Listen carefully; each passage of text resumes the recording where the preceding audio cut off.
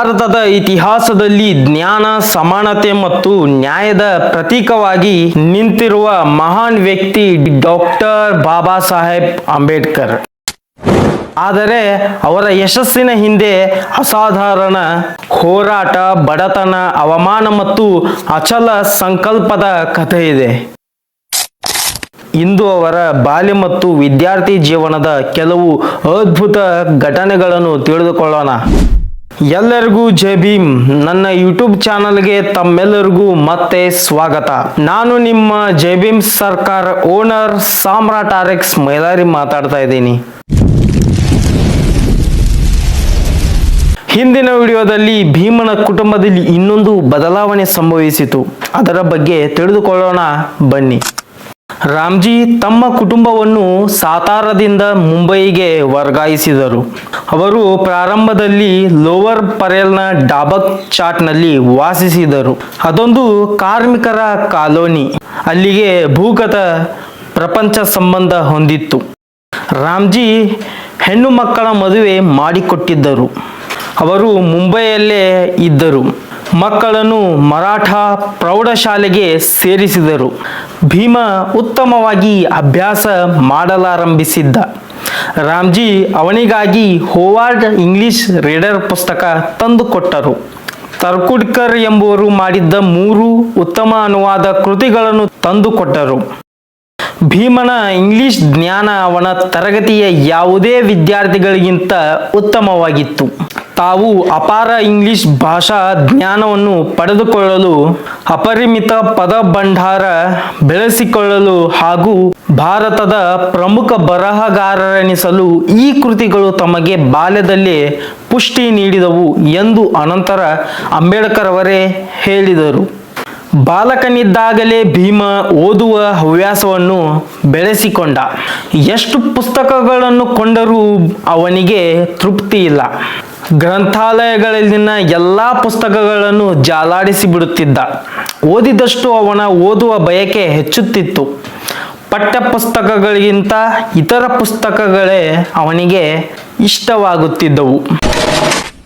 ಮುಂದೊಂದು ದಿನ ನಾಡಿನ ಅಪೂರ್ವ ಧೀಮಂತ ವ್ಯಕ್ತಿತ್ವವಾಗಿ ರೂಪುಗೊಂಡ ಎಲ್ಲ ಮಹಾನುಭಾವರ ಬಾಲ್ಯಕಾಲ ಬಹುಮಟ್ಟಿಗೆ ಹೀಗೆ ಇರುತ್ತದೆ.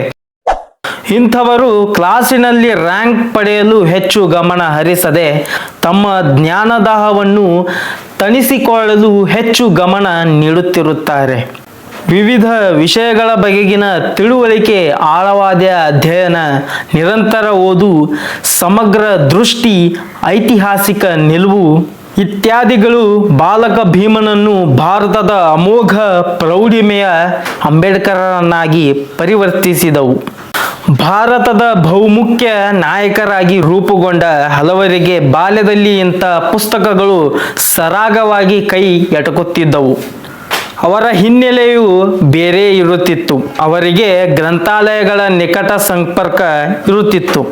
ಅಸಂಖ್ಯ ಪುಸ್ತಕಗಳನ್ನು ತಮ್ಮ ಮನೆಗೆ ಕೊಂಡುಕೊಳ್ಳುವ ಸಾಮರ್ಥ್ಯ ಇರುತ್ತಿತ್ತು. ಆದರೆ ಭೀಮನ ಪರಿಸ್ಥಿತಿ ಹೀಗಿರಲಿಲ್ಲ. ಅವಿದ್ಯಾವಂತರ ಮಧ್ಯೆ ಅವನು ಬದುಕುತ್ತಿದ್ದ. ಅವನು ಮನೆ ಇದ್ದ ಪರಿಸರ ಕೂಡ ವಿದ್ಯಾವಂತರದ್ದಾಗಿರಲಿಲ್ಲ. 2 ಹೆಚ್ಚು ಪುಸ್ತಕಗಳನ್ನು ಕೊಂಡುಕೊಳ್ಳುವ ಆರ್ಥಿಕ ಚೈತನ್ಯ ಅವನಲ್ಲಿರಲಿಲ್ಲ. ಯಾವುವು ಉತ್ತಮ ಪುಸ್ತಕಗಳು ಎಂಬ ಬಗ್ಗೆ ಸರಿಯಾದ ಮಾಹಿತಿ ಕೂಡ ಅವನಿಗೆ ಸಕಾಲಕ್ಕೆ ಸಿಗುತ್ತಿರಲಿಲ್ಲ. ಆದರೂ ಭೀಮನ ತಂದೆ ತಮ್ಮ ಶಕ್ತಿ ಮೀರಿ ಮಗನನ್ನು ಪ್ರೋತ್ಸಾಹಿಸಿದರು. ಆಗ ಅವರಿಗೆ ತಿಂಗಳ ಸಂಬಳ 50 ರೂಪಾಯಿ. ಎಷ್ಟೋ ಸಲ ಅವರು ಸಾಲ ಮಾಡಿ ಮಗನಿಗೆ ಪುಸ್ತಕಗಳನ್ನು ತಂದುಕೊಡುತ್ತಿದ್ದರು. ಮನೆಯಲ್ಲಿದ್ದ ಕೆಲವು ಆಭರಣಗಳನ್ನು ಒತ್ತೆ ಇಟ್ಟು ಕೂಡ ಪುಸ್ತಕಗಳನ್ನು ತಂದು ನೀಡಿದ್ದುಂಟು. ತಮ್ಮ ಮಗ ಸಮಾಜಕ್ಕೆ ಜ್ಞಾನವನ್ನು ಮತ್ತು ಬೆಳಕನ್ನು ನೀಡುವ ಶಕ್ತಿ ಪಡೆಯಬೇಕೆಂದು ಅವರ ಕನಸಾಗಿತ್ತು. ಕೆಲವು ತಿಂಗಳುಗಳ ಬಳಿಕ ಆಗ ಉತ್ತಮ ಪ್ರೌಢಶಾಲೆಗಳಲ್ಲಿ ಒಂದೆಂಬ ಹೆಗ್ಗಳಿಕೆ ಹೊಂದಿದ್ದ ಎಲ್ವಿನ್ಸ್ಟನ್ ಪ್ರೌಢಶಾಲೆಗೆ ಭೀಮ ಪ್ರವೇಶ ಪಡೆದ. ಇಲ್ಲಿ ಭೀಮ ಇನ್ನೂ ಮುತುವರ್ಜಿಯಿಂದ ಅಭ್ಯಾಸ ಮಾಡಿದ. ಹಳೆಯ ಮನೆಯಲ್ಲಿ ಓದಲು ಪ್ರತ್ಯೇಕ ಕೋಣೆ ಇರಲಿಲ್ಲ. ಶಾಲೆಯ ನಂತರ ಖಾಸಗಿ ಪಾಠ ಹೇಳಿಸಿಕೊಳ್ಳುವ ಶಕ್ತಿಯೂ ಇರಲಿಲ್ಲ. ಇರುವ ಒಂದೇ ಕೋಣೆಯ ಮನೆಯಲ್ಲಿ ವಿದ್ಯಾಭ್ಯಾಸಕ್ಕೆ ಅನುಕೂಲ ಇರಲಿಲ್ಲ. ಅಡಿಗೆ, ಸ್ನಾನ, ಮಲಗುವುದು, ಊಟ ಎಲ್ಲವೂ ಅದೇ ಕೋಣೆಯಲ್ಲಿ ಆಗಬೇಕಿತ್ತು. ಉರುವಲು ಕಟ್ಟಿಗೆಯನ್ನು ಅಲ್ಲೇ ಒಂದು ಮೂಲೆಯಲ್ಲಿ ಹಾಕಿರುತ್ತಿದ್ದರು. ಕಟ್ಟಿಗೆ ಒಲೆಯ ಮಸಿಯಿಂದ ಗೋಡೆಗಳೆಲ್ಲ ಕಪ್ಪಾಗಿದ್ದವು. ಅಲ್ಲಿ ಬೆಳಕಿನ ಕೊರತೆಯೂ ಇತ್ತು. ಈ ಸಮಸ್ಯೆಯನ್ನು ರಾಮ್ಜಿ ವಿಶಿಷ್ಟ ರೀತಿಯಲ್ಲಿ ಬಗೆಹರಿಸಿದರು. ಮಗನಿಗೆ ಬೇಗನೆ ಮಲಗಲು ಹೇಳಿದರು. ಅವನ ಕಾಲ ಬಳಿಯಲ್ಲಿ ಮೇಕೆಯೊಂದು ಕಾಲು ಚಾಚಿ ಮಲಗಿರುತ್ತಿತ್ತು. ಮಧ್ಯರಾತ್ರಿ 2 ಗಂಟೆಯವರೆಗೆ ತಂದೆ ಎದ್ದು ಕುಳಿತಿರುತ್ತಿದ್ದರು. ಅನಂತರ ಅವರು ಮಗನನ್ನು ಎಬ್ಬಿಸಿ ಅಭ್ಯಾಸ ಮಾಡಲು ಹೇಳಿ ಅವನು ಮಲಗಿದ್ದ ಜಾಗದಲ್ಲೇ ತಾವು ಮಲಗುತ್ತಿದ್ದರು. ತಾವು ಕುಳಿತಿದ್ದ ಜಾಗದಲ್ಲಿ ಕುಳಿತುಕೊಂಡು ಅಭ್ಯಾಸ ಮಾಡಲು ಅವರು ಮಗನಿಗೆ ಸೂಚಿಸುತ್ತಿದ್ದರು. ಆ ಸೀಮೆ ಎಣ್ಣೆ ದೀಪಕ್ಕೆ ಒಂದು ಗ್ಲಾಸು ಕೂಡ ಇರಲಿಲ್ಲ. ಅದು ಭಾರಿ ಹೊಗೆ ಉಗುಳುತ್ತಿತ್ತು. ದೀಪದಲ್ಲಿನ ಎಣ್ಣೆ ಮುಗಿಯುವವರೆಗೆ ಭೀಮ ಅಭ್ಯಾಸ ಮಾಡುತ್ತಿದ್ದ. ಒಮ್ಮೊಮ್ಮೆ ಎಣ್ಣೆ ಮುಗಿದು ಹೋದಾಗ ಕತ್ತಲಲ್ಲಿ ಕುಳಿತು ಭೀಮ ತೂಕಡಿಸುತ್ತಾ ನಿದ್ರೆ ಮಾಡುತ್ತಿದ್ದ. ಬೆಳಗಾದ ಮೇಲೆ ಸ್ನಾನ ಮಾಡಿ ಅವನು ಶಾಲೆಗೆ ಹೋಗುತ್ತಿದ್ದ. ಎಲ್ವಿನ್ಸ್ಟನ್ ಪ್ರೌಢಶಾಲೆ ಉತ್ತಮ ಶಾಲೆ. ಇಲ್ಲಿಗೆ ಬಹುತೇಕ ಶ್ರೀಮಂತರ ಮಕ್ಕಳು ಬರುತ್ತಿದ್ದರು. ಇವರು ವಿದ್ಯಾವಂತ ಕುಟುಂಬಗಳ ಹಿನ್ನೆಲೆಯವರು. ಭೀಮನನ್ನು ಇಲ್ಲೂ ಜಾತಿಯು ಬೆನ್ನಟ್ಟಿತು. ಅದು ಸರ್ಕಾರಿ ಶಾಲೆಯಾಗಿದ್ದರೂ ಜಾತಿಯ ಪಿಡುಗಿನಿಂದ ಪಾರಾಗಿರಲಿಲ್ಲ. ಅಲ್ಲೂ ಅದೇ ಜಾತಿ ದ್ವೇಷ, ಅದೇ ಅಸಹನೆ, ಸಣ್ಣತನದ ನಡವಳಿಕೆ. ಅದು ಜಾತ್ಯಾಂಧ ಜಗತ್ತಿನ ಭಾಗವೇ ಆಗಿತ್ತಲ್ಲವೇ. ಒಂದು ದಿನ ಗಣಿತ ಪಾಠ ನಡೆದಿದ್ದಾಗ ಶಿಕ್ಷಕರು ಭೀಮನನ್ನು ಕರೆದು ಕರಿಹಲಗೆಯ ಮೇಲೆ ಬರೆದ ಲೆಕ್ಕವನ್ನು ಬಿಡಿಸಲು ಹೇಳಿದರು.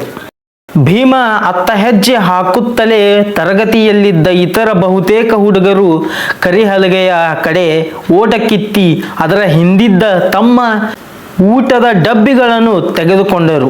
ಲೆಕ್ಕ ಬಿಡಿಸಲು ಭೀಮ ಕರಿಹಲಗೆಯನ್ನು ಮುಟ್ಟಿ ಅದರ ಹಿಂದಿದ್ದ ತಮ್ಮ ಊಟವನ್ನು ಮೈಲಿಗೆ ಮಾಡಿದನೆಂಬ ಕೋಪಕ್ಕೆ ಅವರು ತಮ್ಮ ಊಟವನ್ನೇ ಕರಿಹಲಗೆಯತ್ತ ಬೀಸಿ ಭೀಮನಿಗೆ ಹಿಡಿಶಾಪ ಹಾಕಿದರು. ಹಿಂದೂ ಸವರ್ಣೀಯರು ತಮ್ಮ ಊರಿನಲ್ಲಿ ಅಸ್ಪೃಶ್ಯರು ಬಂದಾಗ ವರ್ತಿಸುವಂತೆಯೇ ಈ ವಿದ್ಯಾಮಂದಿರದಲ್ಲಿ ವಿದ್ಯಾರ್ಥಿಗಳು ವರ್ತಿಸಿದರು. ಬಾಲಕ ಭೀಮನ ಮನಸ್ಸಿಗೆ ಬರೆ ಎಳೆದಂತಾಗಿತ್ತು. ಶಾಲಾ ಜೀವನದಲ್ಲಿ ಭೀಮನಿಗೆ ಇಂಥ ಅನೇಕ ಅನುಭವಗಳಾದವು. ಒಬ್ಬ ಶಿಕ್ಷಕರಂತೂ ಅಸ್ಪೃಶ್ಯ ಜಾತಿಯವರಿಗೆ ವಿದ್ಯೆ ಏಕೆ ಬೇಕು, ಕಸ ಹೊಡೆಯುತ್ತಾ ಜೀವನ ಸಾಗಿಸುವವರಿಗೆ ಅಕ್ಷರ ಏಕೆ ಬೇಕು ಎಂದೆಲ್ಲ ಹೇಳಿ ಅವಮಾನ ಮಾಡಿದ್ದರು. ಇಂಥ ಮಾತು ಕೇಳಿದಾಗ ಒಂದು ಬಾರಿ ಭೀಮ ಆ ಶಿಕ್ಷಕರಿಗೆ ನಿಮ್ಮ ಕೆಲಸ ನೀವು ನೋಡಿಕೊಳ್ಳಿ ಎಂದು ಎದುರುತ್ತರ ಕೊಟ್ಟಿದ್ದ. ಶಾಲಾ ದಿನಗಳಲ್ಲಿನ ನೋವು ಅಪಮಾನಗಳನ್ನು ಮರೆಯಲು ಭೀಮ ತಮ್ಮ ಕಾಲೋನಿಯ ಜನರು ಕೆಲಸ ಮಾಡುತ್ತಿದ್ದ ಗಿರಣಿಗಳ ಕಡೆ ಕೆಲವೊಮ್ಮೆ ಹೋಗುತ್ತಿದ್ದ. ಒಮ್ಮೊಮ್ಮೆ ಅವರವರ ಮನೆಗಳಿಂದ ಅವರಿಗೆ ಊಟವನ್ನು ಒಯ್ಯುತ್ತಿದ್ದ. ಆಗ ಕಾರ್ಮಿಕರ ಭವನಗಳತ್ತ ಅವನ ಗಮನ ಹೋಗುತ್ತಿತ್ತು. ಅವರು ಕೆಲಸ ಮಾಡುತ್ತಿದ್ದ ವಾತಾವರಣದ ಅಸಹನೀಯತೆಯು ಅನುಭವಕ್ಕೆ ಬರುತ್ತಿತ್ತು. ಇನ್ನೂ ಕೆಲವೊಮ್ಮೆ ಭೀಮ ಶಾಲೆಯ ಕ್ರಿಕೆಟ್ ಮತ್ತು ಫುಟ್ಬಾಲ್ ತಂಡಗಳ ಸದಸ್ಯನಾಗಿ ಆಟವಾಡುತ್ತಿದ್ದ. ಆದರೂ ಭೀಮನ ಜೀವನದ ಮೇಲೆ ಕಹಿ ನೆನಪುಗಳ ಅನುಭವಗಳ ದಾಳಿಯೇ ಮೇಲುಗೈ ಪಡೆದಿತ್ತು. ಆಗಿನ ಪಡೆದ ಕರಾಳ ಕ್ಷಣಗಳು ಅಜೀವ ಪರ್ಯಂತ ಅವನನ್ನು ಮುಂದೆ ಕಾಡಿದವು. ಭೀಮ ಮತ್ತು ಅವನ ಅಣ್ಣ ಸಂಸ್ಕೃತವನ್ನು 2ನೇ ಭಾಷೆಯಾಗಿ ಅಭ್ಯಾಸ ಮಾಡಲು ಇಚ್ಛಿಸಿದಾಗ ಅನುಮತಿ ನಿರಾಕರಿಸಲಾಯಿತು. ಶೂದ್ರರು ಮತ್ತು ಅತಿ ಶೂದ್ರರು, ಅಸ್ಪೃಶ್ಯರು ವೇದ ಕಲಿಯಬಾರದೆಂಬ ನಿರ್ಬಂಧ ಇತ್ತು. ಇವರಿಗೆ ಸಂಸ್ಕೃತ ಕಲಿಸಿಬಿಟ್ಟರೆ ಇವರೆಲ್ಲಿ ವೇದಾಧ್ಯಯನಕ್ಕೆ ಮುಂದಾಗಿ ಬಿಡುತ್ತಾರೋ ಎಂಬ ಗಾಬರಿ ಹಿಂದೂ ಸವರ್ಣೀಯರಲ್ಲಿತ್ತು. ಆ ಕಾಲದಲ್ಲಿ ಹಿಂದೂ ಸವರ್ಣೀಯರಿಗೆ ಭಾರಿ ಪ್ರಿಯರಾಗಿದ್ದ ಬಾಲಗಂಗಾಧರ್ ತಿಲಕ್ರಂತವರು ಕೂಡ ವೇದಗಳಲ್ಲಿ ನಂಬಿಕೆ ಇಳದವರು ಹಿಂದೂಗಳೇ ಅಲ್ಲ ಎಂದು ಅತಿರೇಕವಾದ ಮಂಡಿಸುತ್ತಿದ್ದರು. ಆದರೆ ವ್ಯಂಗ್ಯವೊಂದರ 170ಕ್ಕಿಂತ ಹೆಚ್ಚಿನ ಸಂಖ್ಯೆಯ ಹಿಂದೂಗಳಿಗೆ ವೇದಾಧ್ಯಯನದ ಅವಕಾಶವೇ ಇರಲಿಲ್ಲ. ಅಧ್ಯಯನಕ್ಕೆ ಅವಕಾಶವಿಲ್ಲದ ಗ್ರಂಥವೊಂದರಲ್ಲಿ ಸಂಪೂರ್ಣ ನಂಬಿಕೆ ಇಟ್ಟಿರಬೇಕೆಂಬುದನ್ನು ತಿಲಕರಂತವರು ನಿರೀಕ್ಷಿಸುತ್ತಿದ್ದುದು ವಿಚಿತ್ರವಾಗಿತ್ತು. ಈ ಹಿಂದೂ ಸವರ್ಣೀಯರು ವೇದಗಳ ಬಗ್ಗೆ ವಿದೇಶಿಯರು ಬರೆದಿದ್ದ ವಿಮರ್ಶೆಗಳನ್ನು ಅತ್ಯಂತ ಆಸಕ್ತಿಯಿಂದ ಅಭ್ಯಾಸ ಮಾಡುತ್ತಿದ್ದುದು ಇನ್ನೂ ವಿಚಿತ್ರವಾಗಿತ್ತು. ಸಂಸ್ಕೃತ ವಿಷಯವನ್ನು ತೆಗೆದುಕೊಳ್ಳುವ ವಿಷಯ ಬಗೆಹರಿಯಲಿಲ್ಲ. ಭೀಮ ಮತ್ತು ಅವನ ಸೋದರರಲ್ಲದೆ ಆ ಕಾಲದಲ್ಲಿ ವಿದ್ಯಾರ್ಥಿಯಾಗಿದ್ದ ಇನ್ನೊಬ್ಬ ಪ್ರತಿಭಾವಂತ ಅಸ್ಪೃಶ್ಯ ಎಂ.ಆರ್. ಜಯಕರ್ ಕೂಡ ಇದೇ ಸಮಸ್ಯೆಯನ್ನು ಎದುರಿಸಿದ್ದ. ಕೊನೆಗೆ ಈ ಮೂವರು ಸಂಸ್ಕೃತ ಬಿಟ್ಟು ಒಲ್ಲದ ಮನಸ್ಸಿನಿಂದ ಪರ್ಷಿಯನ್ ಭಾಷೆಯನ್ನು ಅಭ್ಯಾಸ ಮಾಡಬೇಕಾಗಿ ಬಂತು. ಸನಾತನವಾದಿ ಹಿಂದೂ ಸವರ್ಣೀಯರು ಸಂಸ್ಕೃತ ಕಲಿಯಲು ಆಸಕ್ತಿ ತೋರಿದ ಬಾಲಕರ ಆಸೆಯನ್ನು ಚಿವುಟಿ ಹಾಕಿದರು. ಆದರೂ ಭೀಮ ದೊಡ್ಡವನಾಗಿ ಸಂಸ್ಕೃತವನ್ನು ಸ್ವಂತ ಪರಿಶ್ರಮದಿಂದ ಅಭ್ಯಾಸ ಮಾಡಿದ. ಕೆಲವು ಸಂಸ್ಕೃತ ಪಂಡಿತರ ಸಹಾಯ ಪಡೆದುಕೊಂಡು ತಾನೇ ಸಂಸ್ಕೃತದ ಅತಿದೊಡ್ಡ ವಿದ್ವಾಂಸ ಎನಿಸಿಕೊಂಡ. ಸಂಸ್ಕೃತ ಭಾಷೆಯಲ್ಲಿನ ಮಹಾಕಾವ್ಯಗಳನ್ನು, ವ್ಯಾಕರಣವನ್ನು, ರಾಜನೀತಿಯ ತತ್ವಗಳನ್ನು, ತತ್ವಶಾಸ್ತ್ರದ ಮುಖ್ಯಾಂಶಗಳನ್ನು, ತರ್ಕಶಾಸ್ತ್ರವನ್ನು, ನಾಟಕದ ಅಧ್ಯಯನವನ್ನು ಹಾಗೂ ವಿಮರ್ಶಾ ತತ್ವವನ್ನು ಅಂಬೇಡ್ಕರರು ಕರಗತ ಮಾಡಿಕೊಂಡರು. ತಮ್ಮ ಮಾರ್ಗದಲ್ಲಿ ಎಷ್ಟೇ ಅವಮಾನ ಎದುರಾದರೂ, ಅಡೆತಡೆಗಳು ಬಂದರೂ ಕಟ್ಟಿಕೊಂಡಿದ್ದ ಧ್ಯೇಯವನ್ನು ಸಾಧಿಸಲು ಹಾಗೂ ತಂದೆಯ ಕನಸನ್ನು ನನಸು ಮಾಡಲು ಅಂಬೇಡ್ಕರ್ 1907ರಲ್ಲಿ ಮೆಟ್ರಿಕ್ ಪರೀಕ್ಷೆ ಪಾಸು ಮಾಡಿದರು. ಇದಕ್ಕೆ ಕೊಂಚ ಮುಂಚೆಯೇ ಅಣ್ಣ ಆನಂದರಾವ್ ವಿದ್ಯಾಭ್ಯಾಸ ಮೊಟಕುಗೊಳಿಸಿ ಕೆಲಸಕ್ಕೆ ಸೇರಿಕೊಂಡಿದ್ದರು. ಆಗಿನ ಕಾಲದಲ್ಲಿ ಒಬ್ಬ ತಳವರ್ಗದ ಹುಡುಗ 10ನೇ ತರಗತಿ ಪಾಸಾಗಿದ್ದು ದೊಡ್ಡ ಸುದ್ದಿಯಾಯಿತು. ಮನುವಾದಿಗಳಲ್ಲಿ ಅಸೂಯೆ, ಸಿಟ್ಟು ಮನೆ ಮಾಡಿತು. ಮೆಟ್ರಿಕ್ ಮುಗಿಸಿದ ಅಂಬೇಡ್ಕರನ್ನು ಮುಂದಿನ ವಿದ್ಯಾಭ್ಯಾಸಕ್ಕೆ ಕಳಿಸಲು ತಂದೆ ರಾಮ್ಜಿ ಮತ್ತು ಅಣ್ಣ ಆನಂದರಾವ್ ದೃಢ ನಿರ್ಧಾರ ಮಾಡಿದರು. ಅಂಬೇಡ್ಕರ್ ಅವರ ಮನೆಯವರಿಗೂ ಭೀಮನ ಸಾಧನೆಯಿಂದ ತುಂಬಾ ಸಂತೋಷವಾಗಿತ್ತು. ಆ ಕಾಲದಲ್ಲಿ ಶ್ರೇಷ್ಠ ಸಮಾಜ ಸುಧಾರಕರೆಂದು ಹೆಸರು ಮಾಡಿದ್ದ ಎಸ್.ಕೆ. ಬೋಲೆ ಅಧ್ಯಕ್ಷತೆಯಲ್ಲಿ ಸಭೆ ನಡೆಸಿ ಅಂಬೇಡ್ಕರ್ ಅವರನ್ನು ಸನ್ಮಾನಿಸಿದರು. ಸಭೆಯಲ್ಲಿ ಇನ್ನೊಬ್ಬ ಸಮಾಜ ಸುಧಾರಕ ಹಾಗೂ ಸಾಹಿತಿ ಕೃಷ್ಣಾಜಿ ಅರ್ಜುನ ಕೇಳುಸ್ಕರ್ ಉಪಸ್ಥಿತರಿದ್ದರು. ಇವರು ವಿಲ್ಸನ್ ಪ್ರೌಢಶಾಲೆಯಲ್ಲಿ ಸಹಾಯಕ ಶಿಕ್ಷಕರಾಗಿದ್ದರು. ಅಂಬೇಡ್ಕರರ ಭೇಟಿ ಇವರಿಗೆ ಪಾರ್ಕೊಂದರಲ್ಲಿ ಆಗಿತ್ತು. ಪ್ರತಿನಿತ್ಯ ಪಾರ್ಕಿನಲ್ಲಿ ಬಂದು ಗಹನವಾಗಿ ಪುಸ್ತಕ ಅಧ್ಯಯನ ಮಾಡುತ್ತಿದ್ದ ಅಂಬೇಡ್ಕರ್ ಅವರ ಕಡೆ ಇವರ ಗಮನ ಹೋಗಿತ್ತು. ಇವರು ಉತ್ತಮ ಪುಸ್ತಕ ಪ್ರೇಮಿಯಾಗಿದ್ದರಿಂದ ಅಂಬೇಡ್ಕರ್ ಅವರನ್ನು ಪರಿಚಯ ಮಾಡಿಕೊಂಡು ಅನಂತರ ಅಂಬೇಡ್ಕರರಿಗೆ ಅನೇಕ ಪುಸ್ತಕಗಳನ್ನು ಓದಲು ನೀಡಿದ್ದರು. ಹೀಗೆ ಇವರಿಬ್ಬರ ನಡುವೆ ವಯಸ್ಸಿನ ಅಂತರವಿದ್ದರೂ ಸ್ನೇಹ ಚಿಗುರೊಡೆದಿತ್ತು. ಅಂಬೇಡ್ಕರರ ಕೈಗೆ ತಾವು ಬರೆದ ಗೌತಮ ಬುದ್ಧನ ಜೀವನ ಚರಿತ್ರೆಯನ್ನು ಕೇಳುಸ್ಕರ್ ಆಗಲೇ ಕೊಟ್ಟಿದ್ದರು. ಅಂಬೇಡ್ಕರ್ ಅವರಿಗೆ ಬುದ್ಧ ಮೊಟ್ಟ ಮೊದಲ ಬಾರಿಗೆ ವಿವರವಾಗಿ ಪರಿಚಯವಾಗಿದ್ದು ಈ ಪುಸ್ತಕದ ಮೂಲಕ. ಸಭೆಯಲ್ಲಿ ಕೇಳುಸ್ಕರ್ ಅವರು ಮಾತನಾಡಿ ಅಂಬೇಡ್ಕರರ ಅಧ್ಯಯನ ಸಾಮರ್ಥ್ಯವನ್ನು ಬಣ್ಣಿಸಿದರು. ಅವರು ಉನ್ನತ ವಿದ್ಯಾಭ್ಯಾಸ ಮಾಡಬೇಕೆಂದು ಹಾರೈಸಿದರು. ಇದಕ್ಕೆ ಪ್ರತಿಯಾಗಿ ರಾಮ್ಜಿ ಆರ್ಥಿಕವಾಗಿ ತಾವು ತುಂಬಾ ಕಷ್ಟ ಪರಿಸ್ಥಿತಿಯಲ್ಲಿದ್ದರು. ಅಂಬೇಡ್ಕರರನ್ನು ಮುಂದಿನ ವಿದ್ಯಾಭ್ಯಾಸಕ್ಕೆ ಕಳಿಸುವ ಬಯಕೆಯನ್ನು ಹೊಂದಿರುವುದಾಗಿ ತಿಳಿಸಿದರು. ಆಗ ಅಂಬೇಡ್ಕರರ ಮದುವೆಯ ವಿಷಯ ಪ್ರಸ್ತಾಪವಾಯಿತು. ಆ ಕಾಲದಲ್ಲಿ ಹುಡುಗರಿಗೆ 16 ತುಂಬುವ ಹೊತ್ತಿಗೆ ಮದುವೆ ಮಾಡುವುದು ರೂಢಿ. ಹಾಗಾಗಿ ರಾಮ್ಜಿ ಕೂಡ ಸಹಜವಾಗಿ ಕಡೆ ಚಿಂತನೆ ಮಾಡಿದ್ದರು. ಮದುವೆಗೆ ಅಗತ್ಯವಾದ ಜಾಗದ ಕೊರತೆ ಇರುವ ಕಾರಣ ಅಂಬೇಡ್ಕರರ ಮದುವೆ ಬೈಕುಲಾ ಸಂತೆ ಮಾರ್ಕೆಟ್ ಶೆಡ್ ಒಂದರಲ್ಲಿ ರಾತ್ರಿ ಹೊತ್ತು ನಡೆಯಿತು. ಅಂಬೇಡ್ಕರ್ ಅವರಿಗೆ ಆಗ 17 ವರ್ಷ. ಪತ್ನಿಯಾದ ಬಾಲಕಿ ರಮಾಬಾಯಿಗೆ 7 ವರ್ಷ. ಆಕೆಯ ತಂದೆ ಭಿಕು ವಾಲಂಗರ್ ದಾಪೋಲಿನಲ್ಲಿ ಕೂಲಿಯಾಗಿದ್ದು ನಿಧನ ಹೊಂದಿದ್ದ. ರಮಾಬಾಯಿ ಸರಳ ಹುಡುಗಿ, ಬಡ ಕುಟುಂಬದಿಂದ ಬಂದವಳು. ಈ ಹೊತ್ತಿಗಾಗಲೇ ಮಹಾರಾಷ್ಟ್ರದ ಅಸ್ಪೃಶ್ಯ ಸಮುದಾಯದಿಂದ ಹಲವು ವಿಶಿಷ್ಟ ಪ್ರತಿಭೆಗಳು ಗೋಚಲಾರಂಭಿಸಿದ್ದವು. ಶಿವರಾಮ್ ಜಾನಬಾ ಕಾಂಬಳೆ ಎಂಬಾತ ಅಖಿಲ ಭಾರತ ಮಟ್ಟದ ಅಸ್ಪೃಶ್ಯರ ಸಮಾವೇಶವನ್ನು ಸಂಘಟಿಸಿದ್ದ.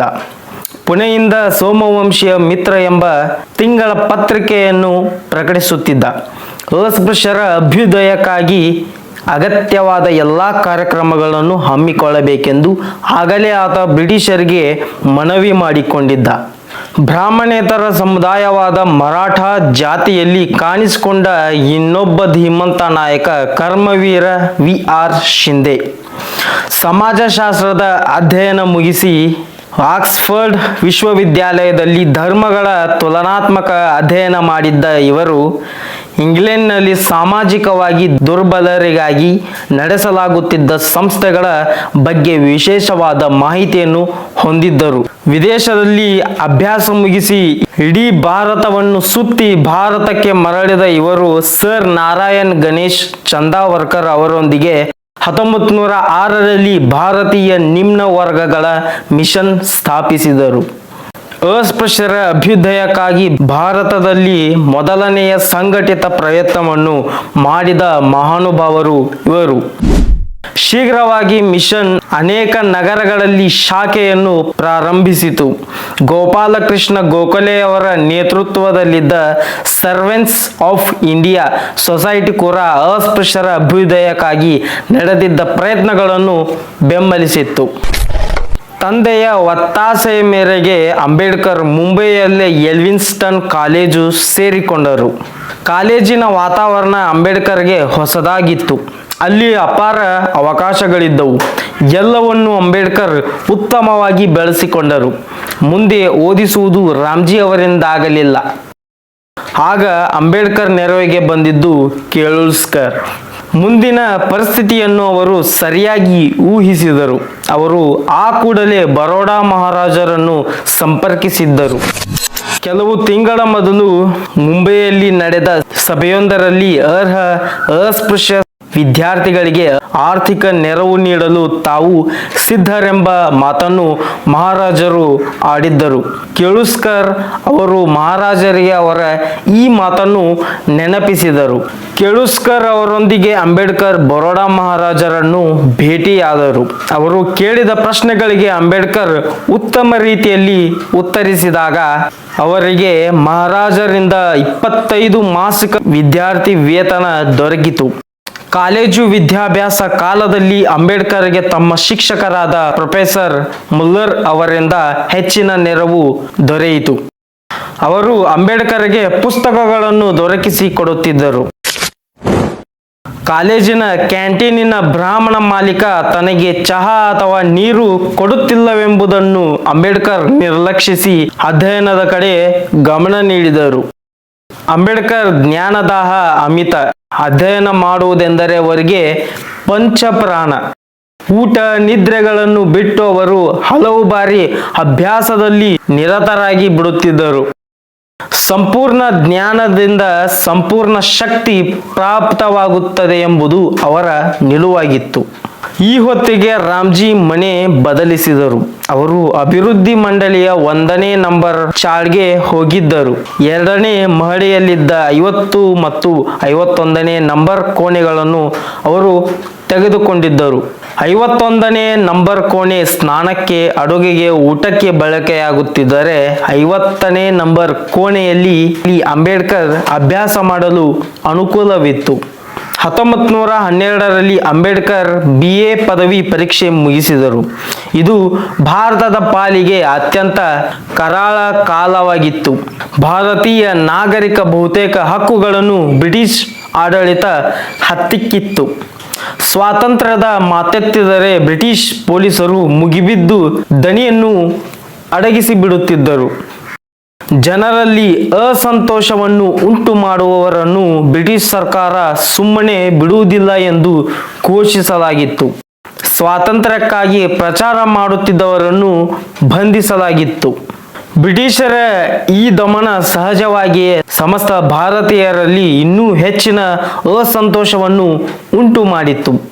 ತಿಲಕರನ್ನು ಮಂಡಾಲೆಗೆ ಬಲಾತ್ಕಾರದಿಂದ ರವಾನೆ ಮಾಡಲಾದರೆ ಸಾವರ್ಕರ್ ಸೋದರರ ಮೇಲೆ ಸೇಡು ತೀರಿಸಿಕೊಳ್ಳಲು ಬ್ರಿಟಿಷ್ ಆಡಳಿತ ಅಂಡಮಾನ್ಗೆ ರವಾನೆ ಮಾಡಿತ್ತು. ಸ್ವಾತಂತ್ರ್ಯ ಚಳುವಳಿಯಲ್ಲಿ ಸಕ್ರಿಯರಾಗಿದ್ದ ಅನೇಕ ಮುಖಂಡರನ್ನು ಸೆರೆಮನೆಗೆ ತಳ್ಳಲಾಗಿತ್ತು. ಪತ್ರಿಕಾ ಸಂಪಾದಕರುಗಳನ್ನು ಬೆದರಿಸಲಾಗಿತ್ತು. ನೂರಾರು ಸ್ವಾತಂತ್ರ್ಯ ಪ್ರೇಮಿ ಯುವ ಜನರು ಬ್ರಿಟಿಷ್ ಪೊಲೀಸರ ಏಟುಗಳಿಗೆ ಬಲಿಯಾಗಿ ಪ್ರಾಣ ನೀಡಿದ್ದರು. ಅಂಬೇಡ್ಕರ್ ಮನಸ್ಸಿನ ಮೇಲೆ ಈ ಸಂದರ್ಭ ತೀವ್ರ ಪರಿಣಾಮ ಮಾಡಿರಬೇಕು. ಆ ಯುವ ಮನಸ್ಸು ಅನೇಕ ತುಮುಲಗಳಿಗೆ ಒಳಗಾಗಿರಬೇಕು. ಆಗಿನ ಅವರ ಭಾವನೆಗಳು ಮುಂದೊಂದು ದಿನ ಅವರು ಬರೆದ ಬ್ರಿಟಿಷ್ ಭಾರತದಲ್ಲಿ ಪ್ರಾಂತೀಯ ಅರ್ಥವ್ಯವಸ್ಥೆಯ ಬೆಳವಣಿಗೆ ಎಂಬ ಮಹಾಪ್ರಬಂಧದಲ್ಲಿ ಭಾಗಶಃ ಕಾಣುತ್ತವೆ. ಬ್ರಿಟಿಷರು ತಮ್ಮ ಅಧಿಕಾರವನ್ನು ಉಳಿಸಿಕೊಳ್ಳಲು ದಮನಕಾರಿ ಕ್ರಮಗಳನ್ನು ಕೈಗೊಂಡರು ಎಂದು ಬರೆಯುವ ಅಂಬೇಡ್ಕರ್ ಈ ಮಹಾಪ್ರಬಂಧದಲ್ಲಿ ಬ್ರಿಟಿಷ್ ಆಡಳಿತ ತನ್ನ ಕೈಲಿದ್ದ ಪೀನಲ್ ಕೋಡ್ ಮತ್ತು ಕ್ರಿಮಿನಲ್ ಕೋಡ್ಗಳ ಬಲದಿಂದ ತೃಪ್ತಿಗೊಳ್ಳದೆ ಸ್ವಾತಂತ್ರ್ಯ ಹೋರಾಟಗಾರರನ್ನು ದಮನ ಮಾಡಲು ವಿಶ್ವದಲ್ಲೆಲ್ಲೂ ಇಲ್ಲದಂಥ ಕರಾಳ ಕಾಯ್ದೆಗಳನ್ನು ಪಾಸು ಮಾಡಿಕೊಂಡು ಅಸ್ತ್ರವನ್ನಾಗಿ ಬಳಸಿತು ಎಂದು ಬರೆಯುತ್ತಾರೆ. ಅಂದಿನ ಬ್ರಿಟಿಷ್ ಆಡಳಿತ ಸಂಕುಚಿತವಾದಿ, ದಮನಕಾರಿ, ಬೇಜವಾಬ್ದಾರಿಯಾಗಿತ್ತೆಂದು ಆಪಾದಿಸುವ ಅವರು ಅದು ಶಿಕ್ಷಣ ಮತ್ತು ಕೈಗಾರಿಕೆಗಳಿಗಿಂತ ಹೆಚ್ಚಿನ ಮಹತ್ವವನ್ನು ಸರ್ಕಾರಿ ಕೆಲಸಕ್ಕೆ ನೀಡಿತ್ತೆಂದು ಟೀಕಿಸುತ್ತಾರೆ. 1910ರ ಇಂಡಿಯನ್ ಪ್ರೆಸ್ ಕಾಯ್ದೆಯ ಮುಖಾಂತರ ಬ್ರಿಟಿಷ್ ಸರ್ಕಾರ ಪತ್ರಿಕಾ ಹಾಗೂ ವಿಚಾರ ಸ್ವಾತಂತ್ರ್ಯ ಹಕ್ಕುಗಳನ್ನು ಸಂಪೂರ್ಣವಾಗಿ ದಮನ ಮಾಡಿತು ಎಂದು ಟೀಕಿಸುತ್ತಾರೆ. ಅಂಬೇಡ್ಕರರು ಮೊರ್ಲೆ ಮಿಂಟೋ ಸುಧಾರಣೆಗಳ ಬಗ್ಗೆ ಪ್ರತಿಕ್ರಿಯೆ ವ್ಯಕ್ತಪಡಿಸಿದ್ದು ಕೂಡ ಗಮನಾರ್ಹವಾಗಿದೆ. 1853ರ ಕಾಯ್ದೆ, 1861ರ ಕಾಯ್ದೆ ಮತ್ತು 1892ರ ಕಾಯ್ದೆಗಳ ಹಂತದಲ್ಲಿ ಬೆಳೆದು ಬಂದ ಸಂವೈಧಾನೀಕರಣವನ್ನು ಉಲ್ಲೇಖಿಸುತ್ತಾ ಬ್ರಿಟಿಷ್ ಆಡಳಿತವು ಶಾಸನ ಸಭೆಯನ್ನು ನಿರಂತರವಾಗಿ ಸ್ವತಂತ್ರಗೊಳಿಸುವ ದಿಕ್ಕಿನಲ್ಲಿ ಮಾತಾಡಿದರೂ ಕೃತಿಯಲ್ಲಿ ಅದನ್ನು ಹೊಸಕಿ ಹಾಕುವ ಪ್ರಯತ್ನಗಳನ್ನೇ ನಡೆಸಿಕೊಂಡು ಬಂದಿದೆ ಎಂದು ಅವರು ಹೇಳುತ್ತಾರೆ. ಬಡತನ, ಜಾತಿ ದೌರ್ಜನ್ಯ, ಅವಮಾನ ಮತ್ತು ಅಸಂಖ್ಯ ಅಡೆತಡೆಗಳ ನಡುವೆಯೂ ಭೀಮರಾವ್ ಅಂಬೇಡ್ಕರ್ ಶಿಕ್ಷಣವನ್ನು ಎಂದಿಗೂ ಕೈ ಬಿಡಲಿಲ್ಲ. ಅವರ ಜೀವನ ನಮಗೆ ಒಂದು ದೊಡ್ಡ ಪಾಠ ಕಲಿಸುತ್ತದೆ. ಪರಿಸ್ಥಿತಿಗಳು ನಿಮ್ಮ ಭವಿಷ್ಯವನ್ನು ನಿರ್ಧರಿಸುವುದಿಲ್ಲ. ನಿಮ್ಮ ಸಂಕಲ್ಪ ಮತ್ತು ಪರಿಶ್ರಮವೇ ನಿಮ್ಮ ಭವಿಷ್ಯವನ್ನು ನಿರ್ಮಿಸುತ್ತವೆ. ಇದೇ ಕಾರಣಕ್ಕೆ ಡಾಕ್ಟರ್ ಬಾಬಾ ಸಾಹೇಬ್ ಅಂಬೇಡ್ಕರ್ ಒಬ್ಬ ಸಾಮಾನ್ಯ ಬಾಲಕನಿಂದ ಭಾರತದ ಸಂವಿಧಾನ ಶಿಲ್ಪಿಯಾಗಿ ವಿಶ್ವದ ಮಹಾನ್ ಚಿಂತಕರಲ್ಲಿ ಒಬ್ಬರಾಗಿ ಬೆಳೆದರು. ಧನ್ಯವಾದಗಳು. ಈ ವಿಡಿಯೋ ನಿಮಗೆ ಇಷ್ಟವಾದರೆ ಲೈಕ್ ಮಾಡಿ, ಶೇರ್ ಮಾಡಿ ಮತ್ತು ನಮ್ಮ ಸಾಮ್ರಾಟ್ RX ಮೇಲರಿ ಚಾನಲ್ಗೆ ಸಬ್ಸ್ಕ್ರೈಬ್ ಮಾಡಲು ಮರೆಯಬೇಡಿ. ಜೈ ಭೀಮ್, ಜೈ ಭಾರತ್, ಜೈ ಮಡಿಪುಲಿಕೇಶಿ.